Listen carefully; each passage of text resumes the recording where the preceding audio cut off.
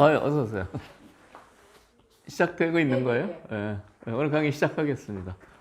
오늘 강의 저번에 패에 대해서 얘기를 드렸는데요. 그 패싸움을 좀 기본적인 것부터 자세히 더 설명드리겠습니다. 그 두 번째 페이지 보시면은 패싸움의 원칙이라고 나와 있습니다. 네, 그거 한번 보시겠어요? 패는 그 상수가 이기는 게 아니고 패감이 많은 쪽이 이긴다. 이게 첫 번째고요. 그 다음에 손해패 쓰지 말아라. 그 다음에 먼저 때리는 패로 만들어라.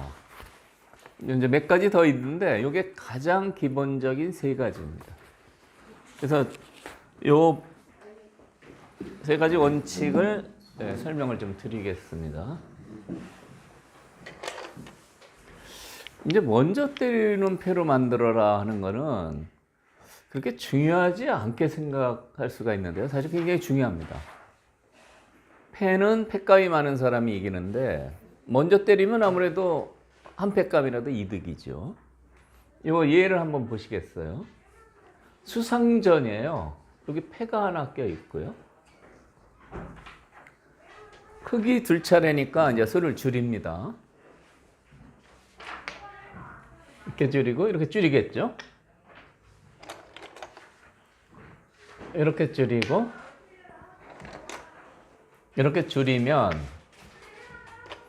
흙이 둘 차례니까 흙이 때립니다. 웬만한 패 뭐 한 10집짜리 이런 뭐 조그만 거는 안 받고 때리겠죠. 자체가 크죠. 네. 그래서 이렇게 먼저 때리면 유리하다 이런 얘기입니다. 근데 먼저 때리지도 못하나? 이렇게 생각하실 수가 있는데 한번 보시겠어요?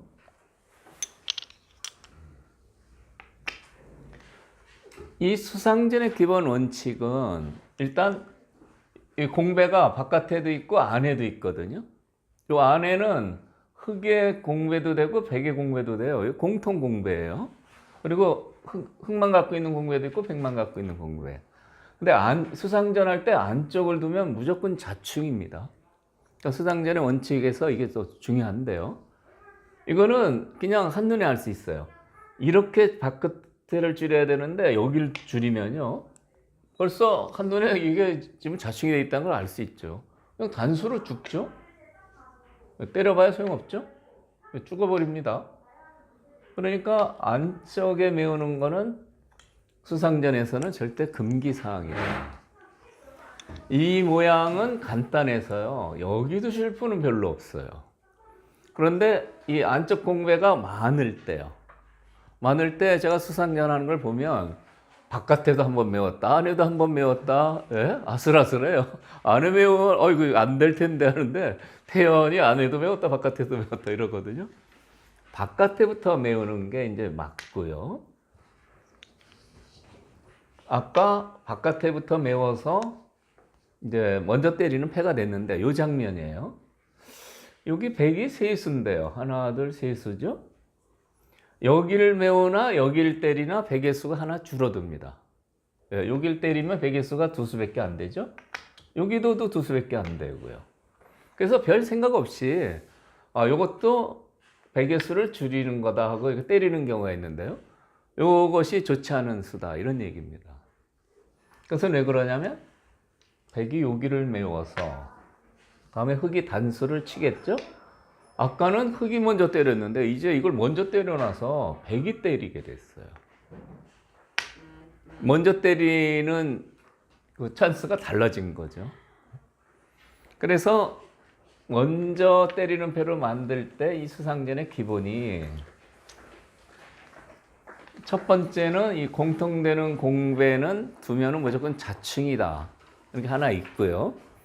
그 다음에 이렇게 공통되는 이 패, 안쪽에 들어가 있는 패 있죠? 이 패도 미리 때리면 무조건 손해다. 이렇게 생각하시면 되겠어요. 안쪽 공배가 자충이라 무조건 나쁘고 같이 안쪽에 있는 패도 때리면 무조건 손해다. 나쁜 결과가 된다. 실질적으로 그냥 줄이면은 흙이 먼저 때렸는데 줄이다가 지나가는 길에 하나 때렸더니 줄여가지고요. 거꾸로 백이 먼저 때리는 패가 돼서 이제 흙이 곤란하게 됩니다. 근데 이게 뭐 아무것도 아닌 것 같아도요. 이 돌이 지금 5개씩, 이거 제법 크죠? 근데 대마 싸움 할 때가 있어요. 한 20개, 30개씩 막 얽혀가지고요. 대마 싸움 할 때는 먼저 때리면 결정타가 되는 겁니다. 다른 팩감을 안 받겠죠.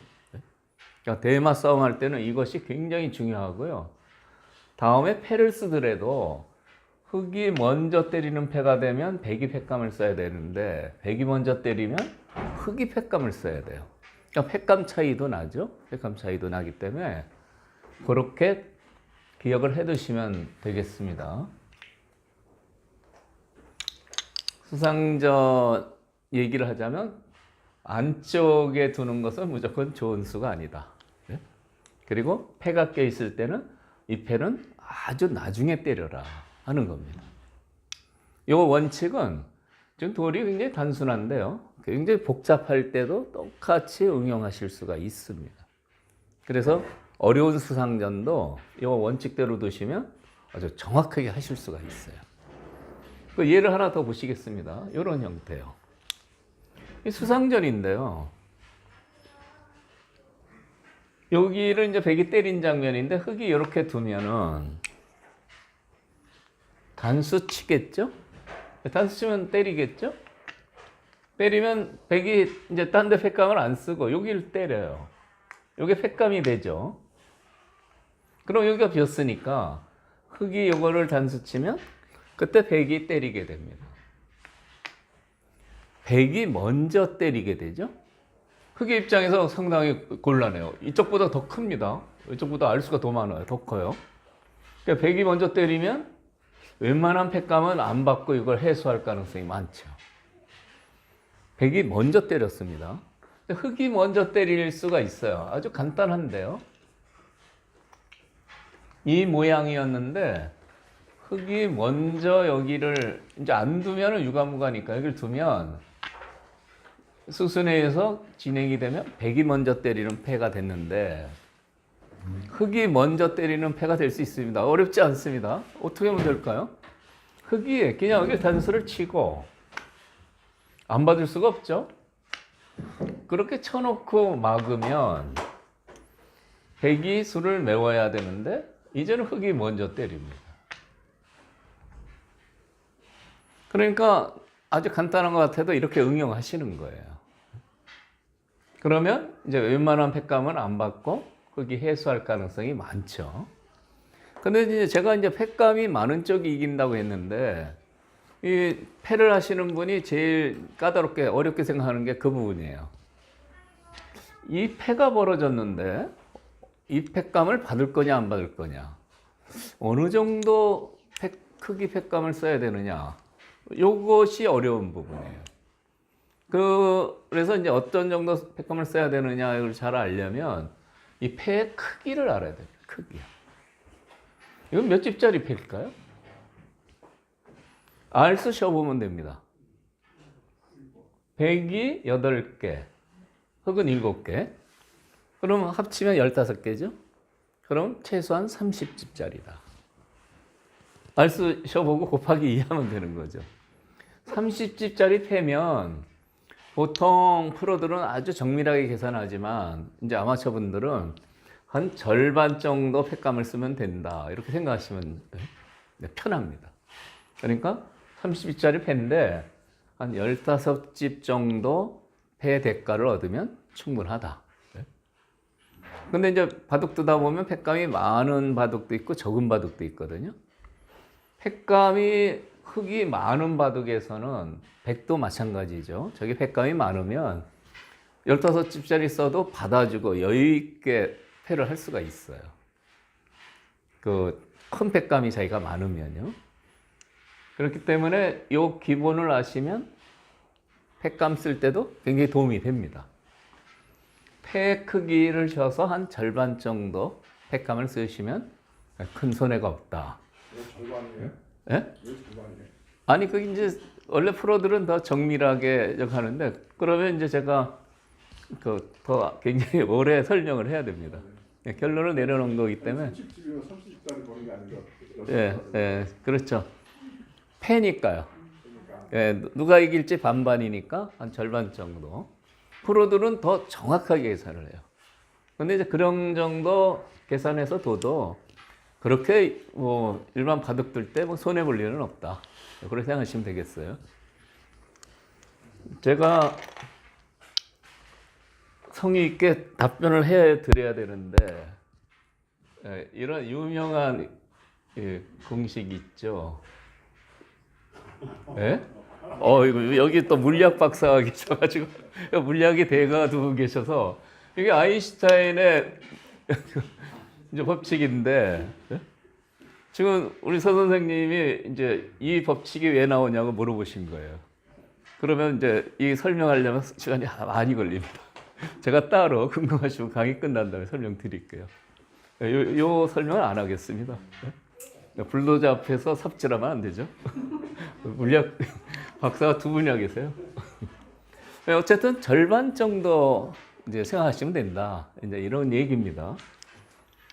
그래서 이제 이쪽에 응용하는 이제 모양이 생겼는데 한번 보시죠. 여기 귀가 이제 패입니다. 이 백은 살아 있고요. 백이 이제 패를 때렸는데 이제 흑이 패감을 써야 되죠. 어느 정도 크기를 써야 되느냐. 이게 그러면 패 크기가 어느 정도 되느냐 알면 되죠. 이게 어느 정도 될까요? 여기를 이제 백이 하나 둬서 잡아먹으면 하나, 둘, 셋, 넷, 다섯 개, 10째, 11, 12째. 그리고 이거 하나 때렸어요, 여기요. 그러니까 백의 소득이 10석집이죠. 그런데 흑이 패를 이기면 흑이 또 2집 나요. 그러니까 이 패의 전체 크기는 15집 크기입니다.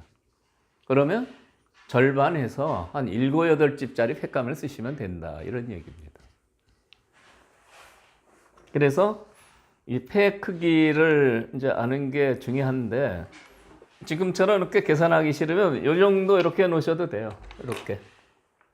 100집을 메우고 쉬어봐도 됩니다. 100집 메우고 쉬어보면 14개죠? 네, 그러면 10넉째. 네? 여기까지 쳐주려면 15째. 그렇게 되죠. 그런 방법이 있습니다. 진난대를 메워서. 어쨌든 이 크기가 15집 크기예요. 그래서 이제 여기서 패감을 한번 봅니다. 때렸는데 이런 모양이 있어서 이제 패감을 쓰는데요. 치중을 합니다. 받아야 돼요. 안 받으면 젖히고 들어가서요. 그냥 잡혔어요. 받아야 됩니다. 치중을 해서 이제 이렇게 받는데 그 패싸움의 기본 원칙 중에 두 번째, 손해패를 쓰지 말아라 하는 게 있죠. 손해가 아닙니다. 손해가 없는 좋은 패감이죠. 그걸 쓰고 때리면 이제 백도 패감을 써야 되는데 마침 보니까 이런 게 있네요. 여기요. 네, 이렇게 해서 잡아먹어도 한 10서너 집 돼요. 손해가 없습니다. 이거 못 잡아도 이거 먹으면 충분해요. 근데 패감을 이렇게 쓰는 것보다는 이렇게 쓰는 게 훨씬 좋습니다. 패감이 더 많이 나온다는 얘기죠. 이런 형태 많이 나오는데 이렇게 단수 치면 다음에 이렇게 또 패감을 쓸 수 있어요. 이것도 4개하고 3개. 그러면 7개니까 10넉지 크기죠. 여기가 15집 크기인데 뭐 이 정도 먹으면 오히려 굉장히 흑자죠. 받아야 됩니다. 두 번째 받아야 되고요. 나중에 여기도 패감 하나 있어요. 여기. 네, 여기. 그러니까 이 형태는 패감이 많이 나오는 형태입니다. 이 형태는요. 그래서 이제 저기 쓰고 때렸는데 이제 이 패감을 쓰고 백이 때리면 흑도 이제 여기 패감을 쓰는데 여기 이렇게 두는 수는 손해패입니다. 손해가 한 2-3집 손해인데요. 이제 이 패를 이기기 위해서 이제 그걸 쓰게 되는데 왜 손해냐? 이 자리는 이제 때리면 다음에 못 막아요. 또 패가 되죠? 그래서 후퇴해야 됩니다. 그래서 들어가면 여기까지 부서져요. 근데 원래 거기까지는 안 부서지거든요. 원래 모양에서 그냥 젖히면은 예, 요 손에서 막을 수가 있는데 아까 손에패를 써서 때리니까 요 손에서 못 막고 후퇴를 해서 들어가면 요 손까지 부서져요. 그래서 여기 한 두세 집 손해가 되거든요. 그러니까 조금 손해예요. 손해인데 요 패를 이기기 위해서 이제 쓴 겁니다.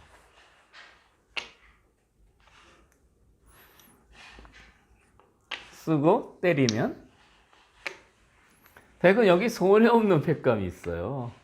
이 손해 패를 쓰지 말라고 지금 제가 이제 설명을 드리는 건데, 그리고 때리면 여기도 조금 손해예요. 이것도 한 두 집 손해입니다. 때리는 게 선수가 되죠. 흑은 지금 처음에는 손해가 아닌데 손해 패감을 두 번 썼어요. 한 네다섯 집 손해를 보고 있어요. 이 패 크기가 얼마 된다고 했죠? 15집인데 이미 여기서 네다섯 집 손해를 봐서 이 손해패를 많이 쓰면 패를 이겨도 본전이 안 나는 경우가 많습니다. 백이 여기 또 패감이 있죠? 그런데 여기 이제 패감이 좋은 게 있어서 그런데 이제 이쪽 패감이 어떤 게 있나 한번 보시죠. 이쪽에. 끊는 것도 패감이 되죠? 끊어서 이렇게 두면 굉장히 큽니다. 그러나 이 끊는 패감은 엄청난 손해입니다. 들여다봐서 있는 거랑 끊어서 보태준 거는 크기가 10집 정도 손해예요. 엄청난 손해고요. 손해 패감 또 있습니다. 중앙도 이런 데 패감이 되죠. 안 받으면 이렇게 나가갖고요. 다 무너지죠. 그런데 이 패감을 이제 이렇게 짜릿하게 쓰시는 분이 많은데 이렇게 쓰셔야 돼요. 이렇게요. 이렇게 써도 여기 단수 당하면 안 되니까 이어야 되거든요. 손해가 훨씬 적은 겁니다. 이게 아주 자극적으로 집어넣으면 이거 때려 먹고 싶죠. 이렇게 자꾸 넣어주면 때려 먹고 싶고요. 이전에 보니까 손해패를 쓰는데 여기 두니까 상대가 패감에 여유가 있어서 이렇게 받으니까 나중에 안 되겠으니까 이거 넣으신 분이 있어요. 이거는 더 엄청난 손해입니다. 계산하기 힘들어요. 10집도 더 손해 같아요. 15집짜리 패를 하는데 여기 좋은 패감을 안 쓰고 이런데 한 10집씩 손해보고요. 이런데 이게 좀 몇 집 손해인지 몰라도 한 대여섯 집 무조건 손해입니다. 그럼 이미 패감 두 번 썼더니 15집 손해봤어요. 그럼 패 이기나 마나. 이미 패를 이겨도 전혀 이득 본 게 없이 되는 겁니다. 그래서 이런 손해패는 될 수 있으면 쓰면 안 된다 하는 얘기입니다. 다행히 이 바둑에서는 여기 좋은 패가 있어서 흑만 손해패를 쓰고 백은 여유 있게 자체 패감을 이제 쓰면은 백이 아주 편한 패싸움이 되는 거죠. 그런데 이제 처음에 이렇게 돼 있다고 한번 보시죠. 이렇게 돼 있는 경우라면 얘기가 달라져요. 때리면 아까는 여기 자충이 돼 있어서 좋은 패감이 있었는데 여기 패감이 안 되죠. 그럼 어디 패감 쓸까요? 흑의 입장에서요. 저기 씁니다. 손해가 없습니다. 좋은 패감이에요. 그리고 때리는데 그 다음에 백의 패감이 문제죠. 여기서 패를 이기기 위해서 이런 대로 과감히 끊는 분은 패싸움이 끝나면은 본전도 못 찾는다 이겁니다. 그러니까 옛날에 이제 그 유명한 얘기가 바둑은 져도 패는 이겨라 이런 얘기가 있습니다. 패를 이기기 위해서 아낌없이 이런 손해를 침착하게 쓰면은 이 패 이겨도 이미 여기서 이 정도 손해를 봐서 패를 이기나 마나 하게 된다 이런 얘기입니다. 그래서 패싸움 두 번째 원칙에서 손해패를 쓰지 말아라 하는 게 이제 중요한데요. 이런데 끊는 팩감을 쓰지 말고 예, 이렇게 들여다보는 팩감을 쓰든지 예, 뭐 여기로 들여다보든지 이렇게 손해가 안 되는 팩감을 쓰셔야 됩니다. 그리고 이쪽 손해배보다는 다른데 한 서너 점 잡아먹는 팩감을 쓰시는 게 훨씬 유리하다 이런 얘기입니다. 그러니까 손해패를 쓰지 말아라 하는 게 가장 중요한데요. 패싸움 하시다 보면 특히 상수랑 패싸움을 하면